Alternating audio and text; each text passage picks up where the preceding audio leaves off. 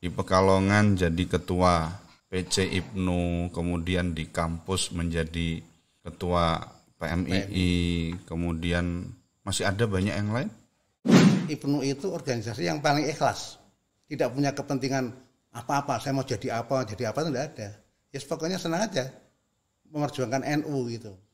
Para senior itu kan sering mengatakan pokoknya ikhlas berjuang agar menjadi santrinya Mbah Hasyim Asy'ari, nanti hidupnya akan selamat di dunia dan di akhirat. Itu tertancap sudah. Istri ini kan dapatnya dari IPNU. Oh, barokah ngurusi IPNU. Iya. Ada peserta ini. Wah, ini saya. Iya.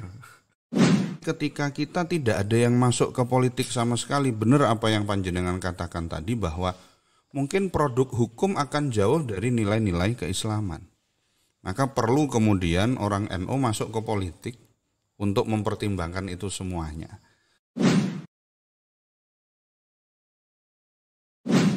Assalamualaikum warahmatullahi wabarakatuh. Waalaikumsalam. Para pemirsa Kedai Bincang, alhamdulillah kali ini bisa berjumpa lagi dengan saya Abdul Khalid Ma'rufi, dan kita saat ini sedang kedatangan tamu yang semoga nanti apa yang beliau sampaikan bisa menginspirasi kita semuanya. Beliau adalah Dr. Andes Haji Abdul Munir, Ketua Komisi 4 DPRD Kabupaten Pekalongan yang membidangi pendidikan, kesehatan, dan kesejahteraan masyarakat. Assalamualaikum Pak Haji Munir. Waalaikumsalam warahmatullahi wabarakatuh. Panggilan akrabnya Pak Haji Munir. Pak Munir ya. Pak Munir. Pak Munir. Betul nah Pak Haji Mawon. Ya. Panggilan akrabnya beliau adalah Bapak Haji Munir. Alhamdulillah panjenengan bisa rawuh ke studio kami di Kedai Bincang untuk ya ngobrol-ngobrol tentang karir panjenengan, kemudian setting pendidikan panjenengan yang sehingga nanti bisa memberikan motivasi untuk kalangan muda seperti saya, Pak Haji, dan para pemirsa Kedai Bincang yang lain. Baik, beliau ini pemirsa dalam mengarungi bidang karir politiknya sudah sekitar 14 tahun. Jadi sudah cukup malang melintang di dunia perpolitikan, wabil khusus di daerah Kabupaten Pekalongan. Dan tentunya bukan hanya di bidang karir pendidikan, beliau juga khidmah di Nahdlatul Ulama MWCNU Karanggadap. Dan beliau saat ini sedang berada di posisi Mustasyar MWCNU Karanggadap. Tentu banyak cerita-cerita menarik, baik dari latar belakang pendidikan, karena memang hampir semuanya pengurus Nahdlatul Ulama itu santri. Kan ngoten nggih. Panjenengan dulu pernah nyantri Pak Haji? Ya, orang tua itu pinginnya menyekolahkan dari santri. Karena itu kemudian saya begitu dari Madrasah Ibtidaiyah Salafiyah Proto, saya dikirim ke Tebuireng. Tahun 1976. Belum lahir saya. Belum lahir. Iya. Nggih, tahun 76. Iya. Mondok di Tebuireng. Masya Allah. Berapa tahun Pak Haji? Enggak hanya berapa tahun dulu di sana masuk SP Sanawiyah, kemudian Sanawiyah kelas 1-2 saya pindah ke Pekalongan. Masih salaf nggih berarti nggih. Iya, dulu karena kalau masuk Sanawiyah itu dari umum itu enggak kuat, mesti ke SP dulu, sekolah persiapan Sanawiyah. Enggak kuatnya? Ya karena materinya sana sudah nahwu sorofnya sudah tinggi, pakai alfiyah, sehingga perlu sekolah persiapan. Jadi turun ke SP. Padahal dari sini saya MI kelas 5 dulu. MI kelas 5 kemudian pindah ke Tebuireng. Seharusnya kan dari MI ke Sanawiyah nggih. Iya. Tapi malah turun ke SP. Iya. Karena pelajarannya tinggi. Iya. Lebih tinggi di pondok pesantren Tebuireng. Di Tebuireng berapa tahun kira-kira? 3 tahun. Wah, cukup nggih. Pada waktu itu sekarang yang jadi ulama terkenal siapa Pak Haji kira-kira pada pas istilahnya sezaman lah dengan panjenengan? Ada yang level nasional sekarang mungkin? Waktu itu pengasuh pondoknya Pak Yusuf Hasim. Oh, Pak Yusuf Hasim. Kemudian Pak Abdurrahman Wahid pada waktu itu masih mengajar di Tepiring. Gus Dur. Gus Dur ya. Pernah dia ajar, pernah Ya, diulang. ikut ngaji. Oh, ikut ngaji sama beliau ya. Iya. Terus setelah dari Tebu Ireng kondur. Iya. Wangsul teng Pekalongan. Iya. Menyelesaikan sanawiyah di Pekalongan. Di mana Pak Haji? Di MTS Ma'arif NU Buaran. Wah, tebih nggih. Iya. Jenengan asli Proto. asli Proto. Iya. Proto Wetan Kulon. Proto Barat. Proto Barat Iya. ya, Proto Kulon. Terus sanawiyahnya di Buaran. Buaran. MTS. MTS Ma'arif NU Kabupaten Pekalongan. Aku lo kok mboten ngertos niku nggih. Iya. Sakniki tasih sekolah. Masih ada di Bendo itu. Oh, di Benda. Iya. Bendo. Bendo ya.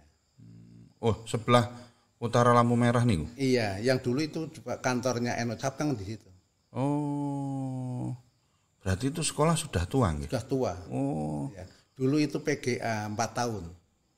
di sana. PGA 4 tahun karena ada perubahan PGA itu menjadi MTS, maka PGA 4 tahun NU itu Ma'arif NU menjadi MTS NU Ma'arif Kabupaten Pekalongan. Dan sekolahnya di sana. Di sana. Lokasinya. Oh. Kemudian setelah lulus MTS, Sama satu Pekalongan. SMA. Iya. Loh, loncatnya kok ke SMA nggih? MI, MTS, SMA. Iya. Biasanya kan kalau linearnya kan MI, MTS, aliyah. Niki mboten teng SMA nih. Iya. SMA 1. SMA 1 Pekalongan.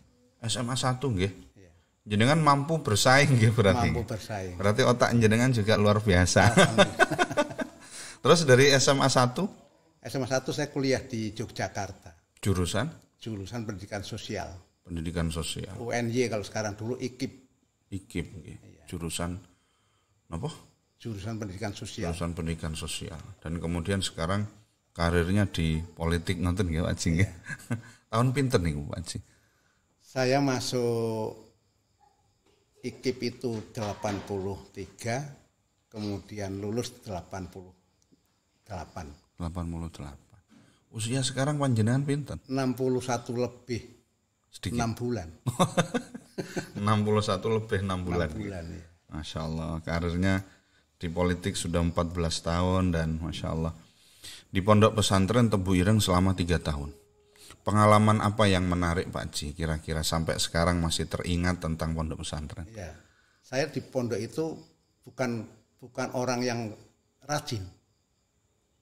Saya pernah ditaksir itu. Kalau di pondok itu kalau keluar malam ditaksir. Nah, Ya, pernah Jenengan- digundul itu. jenengan pernah digundul. Iya. Kesalahannya? Kesalahannya karena keluar malam. Di Tepiring itu kan tidak boleh keluar malam, apalagi ada waktu itu ada Oma Irama. Saya rame-rame ikut nonton Oma Irama. Ternyata kena taksir, gundul paginya itu. Gundul pagi. Nah. Tapi mungkin itu barokah jenengan akhirnya tetes DPR. Karena pernah digundul. Karena mertua saya juga sama. Jadi almarhum Ki Akrom itu pernah cerita ke saya bahwa aku Rup mbiyen pernah digundul karo Mbah Juki, Mbah Marzuki Dahlan. Coke goro-goro iki aku iso dadi kiai ngoten. Mungkin karena digundul itu jenengan bisa jadi itu pengalaman tapi digundul 1 kali Pak Ji. Sekali. Terus setelah itu kapok. Kapok. Napa nonton malih? Enggak kapok lah. Kapok. Iya. Oh, waktu itu jenengan keluar dari pondok diwanek-wanekke karena ada Oma Irama. Oma Di Irama. Jombang waktu itu. stadion. Di stadion. Iya. Berarti jenengan dari pondok Tebu Ireng ke stadion kan jauh. Iya. Jalan kaki rame-rame. Oh. Iya. Banyak santri saya. Banyak ya. Ya Allah, luar biasa. Kemudian di IKIP nggih. Iya. Bukan di UIN, Sunan Kalijaga di bukan. IKIP. Di IKIP. Di IKIP selama sekitar 4 tahun. Apa pinten tahun? 4 tahun setengah saya lulus sarjana. 4 tahun setengah. Iya. Terus kemudian pulang dari sana? Pulang dari sana saya menjadi saya bergerak di NU. Pulang dari sana Ya, terjun ke NU. ke NU. Nahdlatul Ulama. Jadi jenengan khidmah, hitungannya kan khidmah nggih. Iya. Khidmah di NU dari tahun Jadi saya SMA itu, nggih. berarti tahun 80 itu saya menjadi ketua cabang IPNU Kabupaten Pekalongan. Oh, 2 periode. SMA negeri, Iya. tapi sekaligus jadi Ketua ketua IPNU Kabupaten Pekalongan. Ketua IPNU cabang, nggih. Cabang Kabupaten Pekalongan. Umur pada waktu itu berarti sekitar Berapa? 15-16. Iya. Nggih, Karena menawi nggih. senang organisasi. Masya Allah. Jadi artinya bahwa panjenengan sedari usia SMA dan pada waktu itu sudah menjadi ketua, nggih? Iya. Sudah menjadi ketua PC Iya. IPNU. Iya. Luar biasa. Padahal pada waktu itu tahun 79 itu. 79. Ya, sekitar 79. Jadi 79 ketua 80. satu periode. 2 periode. Oh, 2 periode. Iya. Masya Allah. Pengalamannya luar biasa. 2 periode jadi PC, ketua PC IPNU. Jadi kalau kita pemirsa ngobrol soal pengalaman beliau, dedikasi beliau khidmah di Nahdlatul Ulama sudah tidak diragukan lagi lah. Karena beliau sekolah di SMA tetapi khidmah di IPNU dan menjadi ketua PC. Yang terlintas pada waktu itu kok bisa panjenengan jadi ketua PC apa Pak Haji? Ini nih. Ya. Napa arane kembali memutar memori lah nggih. Karena saya melihat bahwa IPNU itu organisasi yang paling ikhlas. IPNU? Iya. Tidak punya kepentingan apa-apa, saya mau jadi apa itu tidak ada. Ya pokoknya senang aja memperjuangkan NU gitu. Dulu. Pelajari ya. Tapi kalau sekarang IPNU itu masih ikhlas enggak Pak Haji? Ya masih ikhlas. IPNU itu yang Nggih. anak-anak muda NU Nggih. yang belum punya kepentingan apa-apa, hanya Masih- kepentingan belajar. Masih iya. murni lah nggih. Iya. Masih murni. Dan di situ awal pergerakan anak muda NU itu dari IPNU itu saya. Sehingga menurut panjenengan apa yang perlu disiapkan anak-anak IPNU, IPPNU itu? Ya, anak-anak IPNU itu sekarang harus punya keunggulan kompetitif kalau menurut saya. Harus berani bertarung dengan siapapun.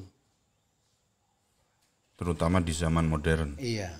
Kira-kira lebih spesifiknya seperti apa Pak Haji? Terutama untuk teman-teman IPNU, IPPNU, MWCNU Karangdadap. Ya punya kepribadian, Nggih. punya intelektual, punya kapasitas itu, Kapasitas keilmuan. keilmuannya. Ini yang menurut panjenengan harus dimiliki oleh teman-teman adik-adik, anak-anak, Iya. anak-anak IPNU, IPPNU. Jadi 2 tahun panjenengan menjadi ketua 2 periode, nggih. Berarti sekitar 10 tahun. Enggak, Berapa jabatan tahun? itu 3 tahun kalau enggak. Oh, 4 tahun. gitu, 4 4 tahun, nggih. 8 tahun panjenengan menjadi ketua PC IPNU, padahal sekolahnya di SMA 1. Tetapi Sambil karena kuliah juga masih menjabat. oh, nggih. Dan kuliah panjenengan kan di Jogja. Jogja iya. Jogja? Iya, riwa-riwi itu. Wirawiri. Iya. Riwariwi napa wirawiri? Jadi memang saya di Jogja itu sudah aktif mahasiswa. Di Jogja jenengan punya posisi apa? Saya sebagai pernah menjadi ketua PMI Rayon apa? VIP. Oh, Kemudian menjadi ketua PMI Komisariat IKIP Yogyakarta. tahun 86 sampai 88. tahun 86 6. Ya. jenengan sudah punya seambrek kegiatan keorganisasian yang Masya Allah. Di Pekalongan jadi ketua PC IPNU, kemudian di kampus menjadi ketua PMII, kemudian masih ada banyak yang lain? Ya waktu mahasiswa. Jadi ketika mahasiswa saya menekuni IPNU dan PMI di Jogja itu. Baru setelah tamat dari IKIP baru saya turun kembali ke Pekalongan. Nggih. Saya masih pegang IPNU. aktif di organisasi. Nggih. Saya menjadi ketua ISNU Kabupaten Pekalongan karena saya sarjana. Karena sudah sarjana, pulang kemudian jadi ketua ISNU. Iya. Niki nggih, karir keorganisasiannya padat nggih. Tidak ada jeda. hampir istiqomah, tidak pernah jeda. Waktu itu Tidak juga pernah jeda. saya aktif di KNPI Kabupaten Pekalongan. Apa KNPI? Ketua Komite Nasional Pemuda Indonesia. Di samping ISNU. Iya, di samping ISNU saya Jadi ketua KNPI. di NU jenengan ISNU, di luar NU jenengan KNPI. KNPI. KNPI itu kan wadah perhimpunannya OKP, Organisasi Kemasyarakatan Pemuda, yang ada di Kabupaten Pekalongan, baik yang nasionalis maupun yang keagamaan. Mewadahi semua organisasi kepemudaan. Tahun Saya menjadi ketua KNPI itu tahun 90 berapa ya? 98 atau berapa? Jadi jenengan pertama kali organisasi itu jadi ketua IPNU ya? Penuh ya. Tahun ketika jenengan masih SMA, kemudian lanjut. Jadi karir keorganisasian panjenengan sudah cukup luar biasa. Sudah cukup. Berarti kalau umurnya jenengan sekarang 60 61 lebih 60. 61 ya kira-kira 45 tahun panjenengan nggih dalam berkecimpung dalam organisasi. Ini salah satu manusia langka kalau menurut saya. Karena kadang orang sudah capek menjadi ketua IPNU, males ngurusi yang lain. Sementara panjenengan di sini jadi IPNU, nyambi jadi ketua PMII di Jogja. Terus ngurusinnya pripun niku Pak Haji? IPNU teng PC, PMII di Jogja niki panjenengan kan otomatis pulang pergi. Iya, karena begitu saya diterima kuliah, Nggih. masa jabatan saya kan belum selesai. Ah, Sehingga ada masa 1,5 tahun itu saya harus riwari menyelesaikan masa jabatan IPNU di Kabupaten Pekalongan. Selama 1 tahun menjadi mahasiswa itu apa ya riwariwi itu. Mungkin tetapi koordinasi dengan wakil ketua kan sudah mulai kita kaderisasi. waktu itu sudah ada HP belum? Belum ada. Iya, belum ada. Lah terus cara koordinasinya telepon. Ya sudah otomatis, artinya pokoknya biasanya saya satu pulang. Oh, Nanti malam 1 minggu saya 1 kali. Iya.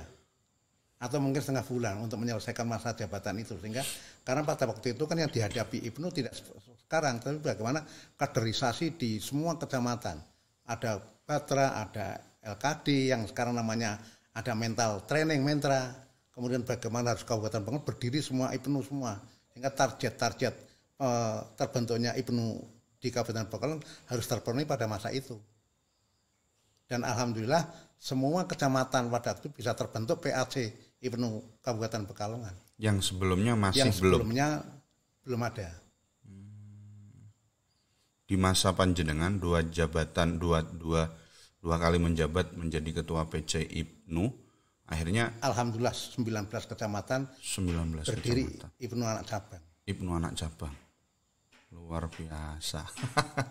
Saya enggak pernah berpikir sampai ke sana Pak Haji. Tak pikir jenengan karir politik kados niku mawon terus derek ke NU seperti yang panjenengan ceritakan ke saya, tetapi ternyata dari sejak panjenengan masih baru selesai balik lah nggih.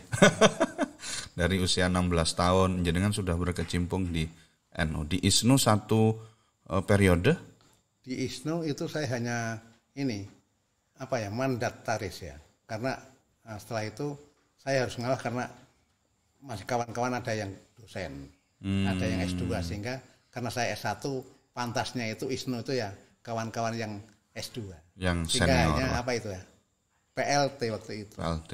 Siapa Pak Haji yang pada waktu itu kemudian menggantikan panjenengan? Kalau enggak salah Pak Zuhri, dosen Stain Pekalongan waktu itu. Ahmad Zuhri. Sekarang masih kan? Siapa? Pak Ahmad Zuhri. Tidak lagi di ISNU, tapi masih menjadi dosen beliau. Oh, Pak Ahmad Zuhri nggih? Iya. Nggih. Sakniki doktor. Iya. Dokter Ahmad Zuhri. Iya. Itu pernah menjadi ketua ISNU Kabupaten Pekalongan. Umur dengan panjenengan tua panjenengan kan? Iya, tua saya. Kan beliau belum pensiun. Iya. Belum pensiun. Oh, nggih. Loh berarti Pak Ahmad Zuhri orang Pekalongan nggih? Orang Wiradesa kalau enggak. Orang Wiradesa. Tempat tinggalnya di sana. Tinggalnya di sana. Waktu itu. Nggih. Berarti Pak Ahmad Zuhri dengan panjenengan Dekat nggih, cukup dekat nggih. dekat. Cukup dekat nggih. Tapi sekarang sudah jarang komunikasi. Jarang komunikasi, berarti sudah hampir 20 tahun enggak ketemu ini. Oh, mungkin nanti lewat video ini nanti saya sampaikan sama beliau. Baik Pak Haji, jadi pengalaman organisasinya panjenengan sudah luar biasa. Kemudian nikah umur berapa Pak Haji? Saya kelingan nikah mboten napa nikah rodok keri napa nikah mboten? umur 27. Oh, 27 tahun. nggih. Nikah umur 27 tahun. Kalau rintisan bisnis? Saya dulu ini kan begitu tamat, saya mengajar di beberapa sekolah. Tamat dari IKIP. Dari IKIP. Iya. Pulang ke Pekalongan, Iya, ngajar. Pernah mengajar di SMA 1 Pekalongan. Di SMA 1. Iya, pernah mengajar di SMP Wali Songo Kedung Muni. Pernah mengajar di SMA Dwi Praja. Jadi dari pagi sampai sore itu ngajar. Setiap hari. Awal karir nih, Gung. Awal karir di karena itu sebelum menikah. Sebelum menikah sampai menikah. Sampai menikah. Iya. belum meniti karir di bisnis, belum buka bisnis. Belum. Tapi pernah bisnis? Pernah. Begitu tahun 91 saya diangkat PNS. Oh, jangan pernah jadi PNS? Pernah. Saya diangkat jadi PNS, kemudian guru? Bukan. Apa, waktu itu BKKBN menerima tenaga konsultan KB. Sehingga saya menjadi penyuluh KB. Tahun 91. Banyak kontroversi enggak pada waktu itu, terutama dengan kiai-kiai NU? Ya pada waktu itu kan awal-awal KB apa? Waktu itu kan kami diberi wajangan-wajangan kalau enggak Pak Sahal Mahmud almarhum. Nggih. Saya masih ingat ber-KB itu hukumnya mubah. Bahaya Sahal. Iya, bisa jadi sunnah, bisa menjadi wajib, bisa haram. Tergantung motivasi dan niatnya katanya begitu. Nah, karena itu kemudian saya mantap bagaimana waktu itu menjadi penyuluh KB agar orang-orang niat untuk ber-KB itu menata keluarga agar menjadi keluarga yang mawaddah sakinah warahmah itu dengan pola bagaimana tanggung jawab membina anak-anaknya itu. Nggih. Menarik karena pada waktu itu di awal-awal Pak Soeharto nggih. Iya. Kemudian mencetuskan tentang KB, tidak semua kiai setuju. Betul. Bahkan ada yang mengharamkan dan lain sebagainya. Iya. Tetapi jenengan punya pijakan Mbah Yai Sahal Mahfud. Iya. Mbah Yai Sahal Mahfud memberikan tafsil perincian, bisa saja wajib, bisa saja sunnah, dan akhirnya panjenengan tertarik untuk masuk ke BKKBN. BKKBN waktu itu. Berapa tahun Pak Haji jenengan menjadi pegawai negeri di situ? 12 tahun. 12 tahun. 12 tahun. 12 tahun. Sampai umur? Umur berapa ya?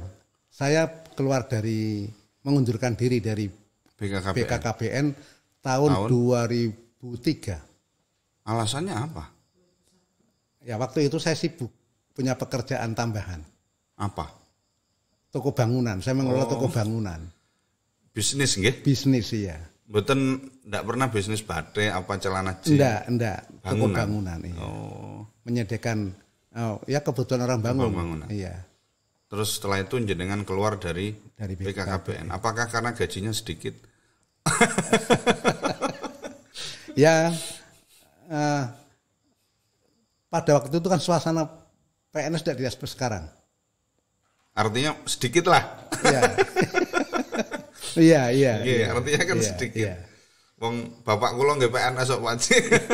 Bapak ibu saya itu PNS semua. Nggih pernah bapak saya cerita bahwa biyen iki pegawai negeri iki gak diregani nak. Sampai ana wong wedok sing ndablek bapake ngomong, "Awas kowe nek ndablek kok tak kawinke karo PNS ngoten." Wedi Pak Haji jare niku. Saya kan istrinya pegawai negeri juga. Nggih. Sehingga kalau saya keluar istri masih kan berarti masih ada kekuatan ekonomi.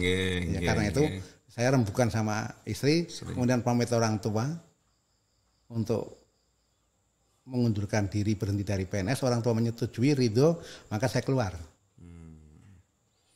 Memulai karir di bidang bisnis toko bangunan. Baik Pak Haji. banyak nggih cerita-cerita yang luar biasa dari panjenengan. Niki ngeten, supaya bisa nanti menjadi motivasi bagi kita anak-anak muda adalah tentang kenapa panjenengan begitu banyak, artinya mau repot dengan ngurusi organisasi-organisasi itu. Apa motivasi panjenengan jadi ketua IPPN, IPNU, kemudian ISNU, kemudian di Jogja jadi ketua PMII, kemudian saya yakin ketika jenengan masuk di PKKBN itu kan juga penggerak nggih. Iya. Penggerak, kemudian ketika jenengan di bisnis bangunan, jenengan di luar berorganisasi apa enggak? Tetap. Iya. Apa itu? Saya waktu itu juga aktif pernah menjadi sekretaris Ma'arif NU Kabupaten Pekalongan. Sekretaris Ma'arif. Iya. Jadi apa yang memotivasi panjenengan untuk di samping memikirkan diri sendiri, tetapi organisasi kan memikirkan banyak orang. Apa motivasinya Pak Haji? Supaya ngeten, rencang-rencang IPNU ini kiyang lah, semangat. Kenapa sih saya harus berorganisasi? Saya merasa bahwa saya tidak punya kelebihan. Yang bisa saya sumbangkan untuk NU itu ketika saya waktu di Tebireng itu kan sering mendapat kalau malam Jumat, kemudian malam Selasa itu kan ada masing-masing komplek, kemudian perkumpulan dari asal daerah itu mesti kan ada kegiatan jamiah itu. Hitobah. Itu para senior itu kan sering mengatakan pokoknya ikhlas berjuang agar menjadi santrinya Hasyim Asy'ari, Mbah Hasyim Asy'ari nanti hidupnya akan selamat di dunia dan di akhirat. Itu tertancap sudah. Pokoknya IPNU itu pokoknya memperjuangkan NU. Tidak ada kepentingan lain waktu itu. Pokoknya aktif di IPNU, aktif di MUN demi kebesaran Nahdlatul Ulama itu aja. Pun ngenten tok niku. Iya. Motivasinya wis pokoke gitu. Iya. Pokoknya demi NU gitu. Demi NU. Kan urunan terus di NU itu. NU nggih. Iya. Nari urunan gitu. Nari urunan terus iya. Nari urunan dari dulu kan mesti nari urunan kemudian pasang spanduk sendiri naik pohon kan gitu biasa. Nggih, terutama ketika IPNU nggih, iya. Naik pohon dan lain sebagainya. Masya Allah. Jadi nah ini penting Pak Haji, artinya bahwa supaya panjenengan sebagai senior di karir politiknya sudah cukup panjang, kemudian di organisasi ke-NU-an dari usia 16 tahun sampai sekarang 61 lebih, pinten 6 bulan masih mau ngurusi Nahdlatul Ulama. Nggih napa? Padahal panjenengan kan sudah menjadi kakek nggih. Sudah menjadi mbah, sudah punya cucu. Seharusnya di usia yang seperti ini kan tinggal duduk manis sehingga melihat hasil lah nggih. Tapi panjenengan masih mau jadi mustasyar, tegese tasih purun ngurusi. Sehingga teman-teman nanti dari IPNU, IPPNU, kemudian Ansor, anak-anak muda kita ini mendengar bahwa seorang Haji Munir berjuang dari awal, bukan motivasinya bukan karena apa-apa, tetapi karena Nahdlatul Ulama. Baik Pak Haji, satu termen lah. Sekarang kita berbicara kepada keluarga Pak Haji. Pak Haji nikah tahun 92 kalau enggak. 89 nih kan. Tahun 89. Iya 89. Ngapunten. Anak terakhir 92 anak terakhir. Ngapunten. Ya. Memang wong lanang ngoten wae. Nak wong lanang niku ya.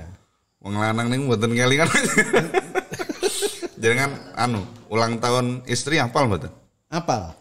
Iya, hafal. Kalau istri hafal. Aku kalah ya aku. Kalau niku nak kapan ulang tahun bojo kalau mboten hafal. Istri ini kan dapatnya dari IPNU. Oh, barokah ngurusi IPNU. Iya. Dia peserta Batra waktu itu. Apa Batra? Batra Basic Training. Dulu nggih? Iya, dulu. Bahasanya Batra dulu. Saya instrukturnya. Instruktur. ada peserta ini. Wah, ini saya. Nggih. Barokah ngurusi IPNU niku. Iya. Angsal bojo ngeten, masyaallah. Nggih. Jadi nikah sekitar tahun pinten? 89 9 ya, 89. 89. Iya. Sekarang putranya Punya 3. punya 3 putra. 3 anak itu yang pertama Yang pertama putri. putri. Iya. Dan sekarang Sekarang kerjanya kerja di rumah sakit RSUD Solo RSUD Solo Iya. sebagai sebagai dokter dokter spesialis mata. spesialis mata. Yang kedua Yang kedua sekarang sedang menempuh pendidikan dokter spesialis di UGM. spesialis apa? Spesialis mata juga. Semua mata juga. Ya. Suaminya sedang spesialis juga bedah. Bedah. Dokter nggih. Iya.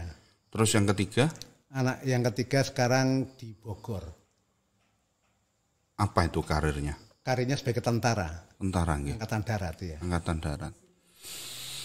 Baik, panjenengan berangkat dari MI, kemudian mondok di Tebuireng, kemudian SMA 1, kemudian di IKIP, putra-putri panjenengan semuanya memiliki latar belakang pendidikan yang luar biasa, dokter, kemudian TNI Angkatan Darat. Apa tipsnya? Apa tipsnya agar supaya anak-anak ini bisa memberikan yang terbaik untuk orang tuanya? Ya. Saya menanamkan kedisiplinan pada diri masing-masing anak dan tanggung jawab. Agar anak itu punya tanggung jawab. Saya ciptakan situasi kompetitif di rumah itu. Sehingga mereka bersaing betul 3 anak saya ini. Dan alhamdulillah anak saya dari SD, SMP, SMA itu mendapat posisi yang ranking yang membanggakan. Yang dokter itu dari SD-nya SD Kedunguni, SMP 2 Pekalongan, SMP 2, kemudian SMA 1 Pekalongan. SMA 1 kota nggih. Kota ya. Terus kemudian ke Undip. FK Undip ya. FK Undip. Dokter nggih. Dokter ya. Ada kesulitannya apa Pak Haji? Mendidik anak yang sekarang semua sudah jadi orang lah nggih, katakanlah. Ya. Kalau sekarang jenengan merasakan ada, berarti sekarang pun boten bareng nggih. Sudah ya, mencar-mencar semua. Mencar semua. Berarti jenengan kalah ibu teng dalam. Berdua. Ya, berdua. Dengan cucu. Dengan cucu karena Ditinggali cucu. ayah ibunya Nggih kerja.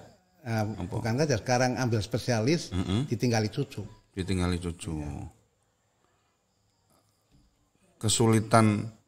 Kesulitan ruwete ngurusi anak niku.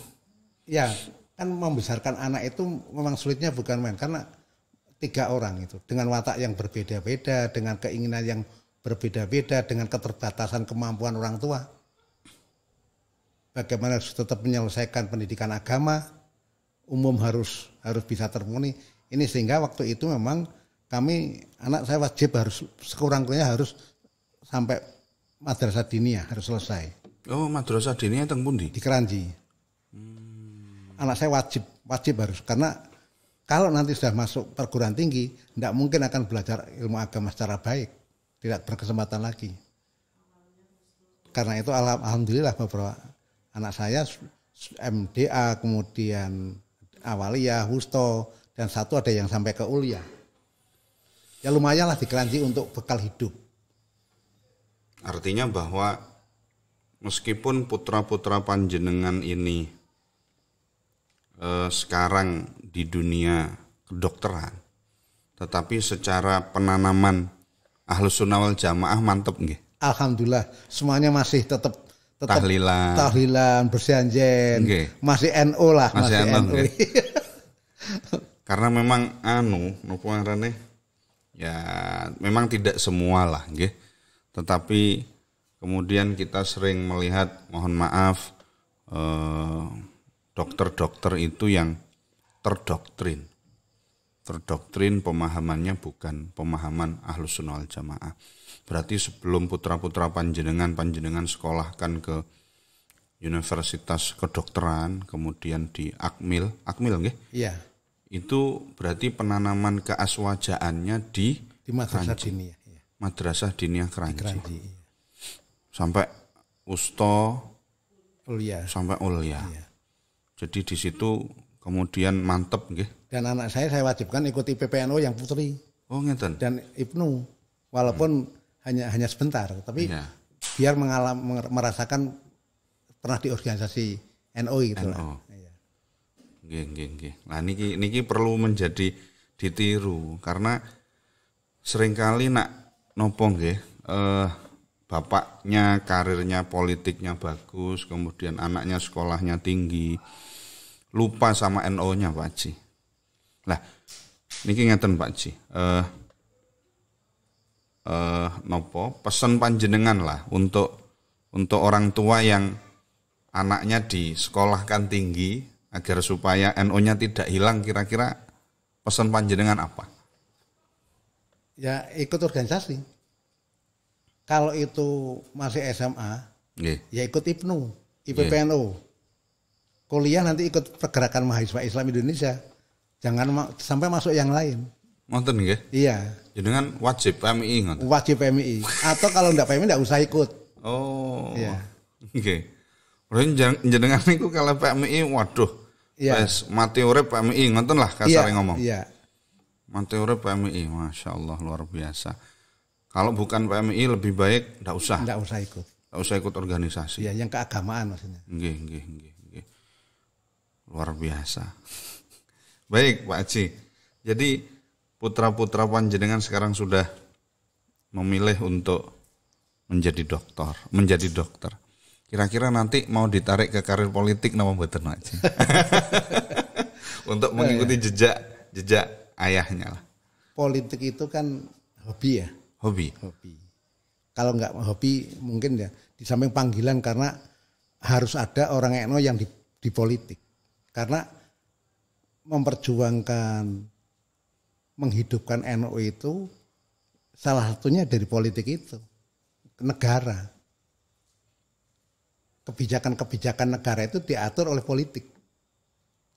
Karena itu bagi saya politik itu bukan sekedar hobi, tetapi ini perjuangan untuk bagaimana agar Indonesia ini tetap menjadi Indonesia, agar cita-cita proklamasi itu terwujud, kemudian syariat Islam berlaku di Indonesia dengan tanpa mendirikan negara Islam, dan NU tetap berkembang.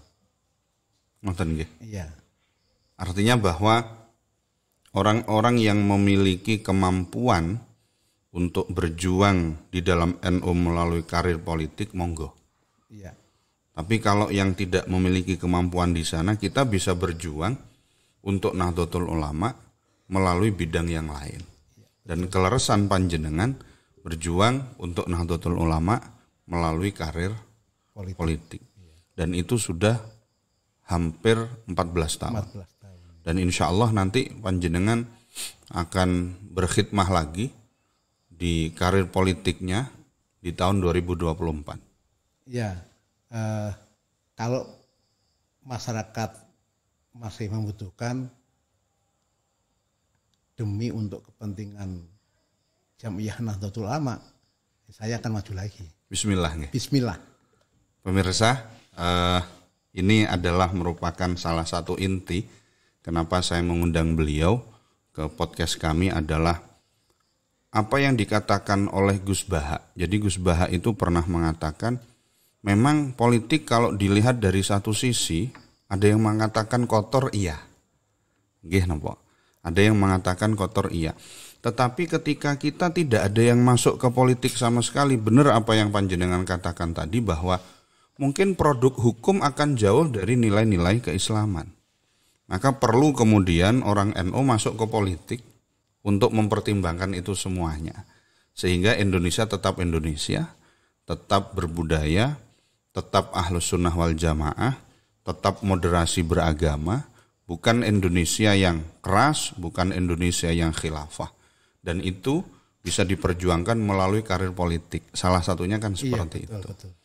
Sehingga pemirsa, wabil khusus masyarakat Karangdadap, insya Allah beliau akan kembali mencoba berjuang untuk Nahdlatul Ulama. Makanya kita minta panjenengan semuanya untuk bisa mendukung gerak langkah beliau karena sudah terbukti selama kurang lebih 3 periode nggih. Hampir 14 tahun. 14 tahun nanti di 2024 beliau insya Allah akan mencalonkan lagi maju untuk kemanfaatan bangsa dan negara, Nahdlatul Ulama, MWCNU Karangdadap dan masyarakat Kabupaten Pekalongan. Dan sekarang panjenengan menjadi apa Pak Haji posisinya? Pejabatannya? Saya Ketua Komisi 4. Ketua Komisi 4. DPRD Kabupaten Pekalongan. Di bidang pendidikan. Pendidikan, kesehatan dan kesra. Kesra.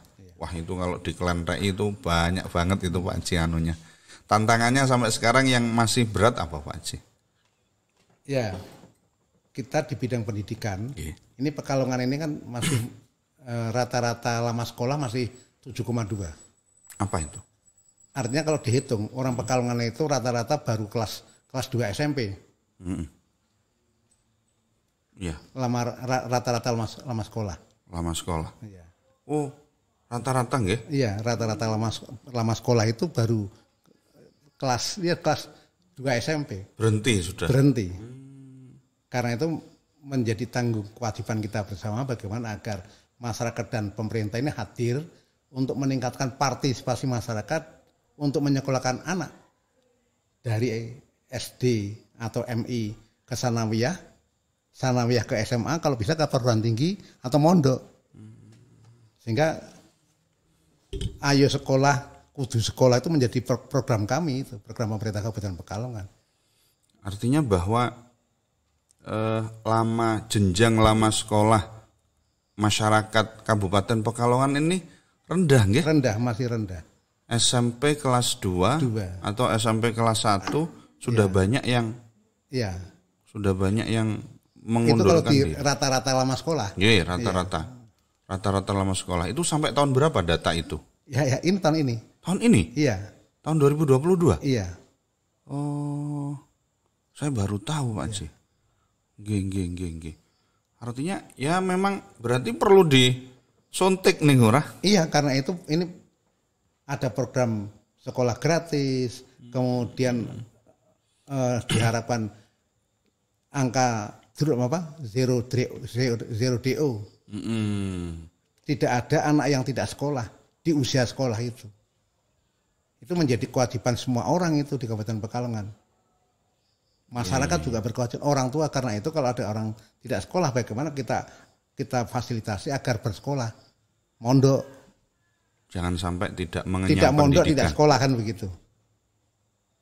Nggih. Itu menjadi tantangan panjenengan. Iya. Di samping ketua 4 komisi 4 apa jabatan panjenengan sekarang? Ketua komisi 4. Di samping selain itu saat ini saya ya sebagai ketua LPP, Lembaga Pemenangan Pemilu. Lembaga Pemenangan di Pemilu. PKB, iya. Ketua lembaga Pemenangan Pemilu di PKB. Iya. Partai PKB berarti. Untuk pencalonan bupati. Ya, pencalonan bupati termasuk sekarang sedang menyusun calon-calon DPR untuk PKB. Calon-calon DPR untuk PKB. Di samping panjenengan sendiri yang nanti mencalonkan diri. Iya. Kemudian nanti di 2024 berarti panjenengan harus mempersiapkan kader-kader terbaik Kabupaten Pekalongan untuk mencalonkan diri menjadi bupati. Iya. Kira-kira belum ada pandangan untuk bupati ya masih proses. Masih proses ini. Iya, proses. Masih proses. Iya. Targetnya menangkan dulu PKB Kabupaten Pekalongan. Ngoten nggih. Iya. Allahu Akbar. Bismillah. Semoga PKB bisa terus memperjuangkan Nahdlatul Ulama kan. Amin. Baik Pak Haji. Bagaimana panjenengan di MWCNU Karangdadap? Sejak kapan panjenengan masuk ke MWCNU Karangdadap? Dan panjenengan berkiprah di MWCNU Karangdadap? Saya dulu pertama di PKB-nya dulu. begitu tahun pinten panjenengan? 2003 2003. saya aktif di MWC Karangdadap. Kemudian waktu itu 2004 saya menjadi DPR. Kemudian sebelumnya bersama-sama para pemuda dan tokoh masyarakat menghidupkan kembali MWC NU. Berarti pernah mati suri? Bukan mati suri, tapi jalannya waktu itu memang suasananya seperti itu. Tahun pinten? Sekitar tahun 2002. 2002. Iya, itu NU Karangdadap mulai bangkit kembali, terbentuk pengurus lengkap. Pada waktu itu Pak Yai Haji Wasiin. Kemudian pada waktu itu juga kami bergerak mencari bantuan untuk mendirikan pondok sekolah, sehingga waktu itu kami mendapat bantuan dari Bank Dunia dan alhamdulillah bisa mendirikan SMP NU Karangdadap itu. Tahun pinten SMP NU Karangdadap? SMP NU Karangdadap tahun 2003. Oh. Dan salah satu sponsorshipnya adalah panjenengan yang mencarikan, salah satu lah, dan termasuk Kiai Wasiin yang pada waktu itu menjadi Suriah NU. Suriah NU. Kiai Wasiin itu dari kebun Ropucang, yang kemudian punya putra Pak Kiai Furqon yang sekarang jadi ketua MWC, ketua Tanfidz, nggih. Jadi nopo arannya masuknya panjenengan ke MWC itu dimulai sekitar tahun 2003 lah. 2003. Nah, sampai kemudian sekarang. Tantangan terberat di MWC NU Karangdadap nopo Pak Haji? Tantangan terberat. Waktu itu kan kesadaran berorganisasi belum, kemudian Karangdadap ini kan belum daerah maju, ekonominya masih belum seperti sekarang. Karena itu kemudian menjadi tantangan bagaimana NU jalan, ekonomi berkembang, Karangdadap maju. Cita-citanya panjenengan nih pada waktu itu. Iya. Dan alhamdulillah begitu disambut bersama-sama oleh masyarakat dan para kiai di Karangdadap itu sehingga mendirikan SMP NU itu, kemudian mendirikan SMK negeri. SMK negeri itu dorongan para tokoh-tokoh NU agar ada SMA tadi untuk mendorong agar orang Karangdadap pendidikannya tinggi, lebih baik daripada sebelumnya, sehingga berdirilah SMK negeri. Ya waktu itu pertama sekolah di SMP NU itu. Mereka sebelum jadi yang di SMK itu sebelumnya di SMP. Iya, tempat SMP. Ya SMK-nya di SMP NU, pinjam gedung dulu. Iya. Oh. Jadi SMK itu awalnya kelas 1 di SMP NU dulu. Baru setelah gedung jadi pindah ke sana. Karena yang mendirikannya intinya kawan-kawan bapak-bapak, anak-anak muda, kemudian bapak-bapak NU mendorong agar ada SMK di Karangdadap. Untuk mengangkat tadi supaya tidak sekolahnya itu. Ya bisa sekolah sampai menengah, kemudian ada keterampilan kerja. Karena yang dibutuhkan Karangdadap adalah keterampilan kerja untuk mendukung mayoritas kita ini kan dulu buruh-buruh dan ya buruh kalau itu sekarang tidak ada orang Karangdadap rame-rame ke Simbang Kulon buruh apa ini dulu Klorio dan tidak ada, sekarang udah bos-bos. Ekonominya udah bagus sekali, iya. Iya, ekonominya sudah naik sekarang. Sudah naik. Ya, online shop dan lain sebagainya. Iya. Akhirnya waktu itu didorong oleh Pak Kiai Akrom Sofan yang mertua Pak Yai agar NU ini bisa mendirikan aliyah dan pondok pesantren. Dan alhamdulillah tahun berikutnya setelah SMK berdiri, NU MBC mendirikan madrasah aliyah NU itu, yang kemudian dilanjutkan oleh hadirnya Pak Haji Slamet untuk mewakafkan tanah dan mendirikan pondok pesantren sampai sekarang itu. Dan alhamdulillah Karangdadap sekarang kalau dilihat secara fisik maju, dan sekarang kegiatannya saya melihat bagus sekali itu, dari anak-anak muda dengan orang tua, kaderisasinya jalan. Mungkin kalau boleh katakan sekarang Karang Dadap NU terbaik Kabupaten Pekalongan. Apa nggih? Iya, kalau saya melihat itu semuanya semangat.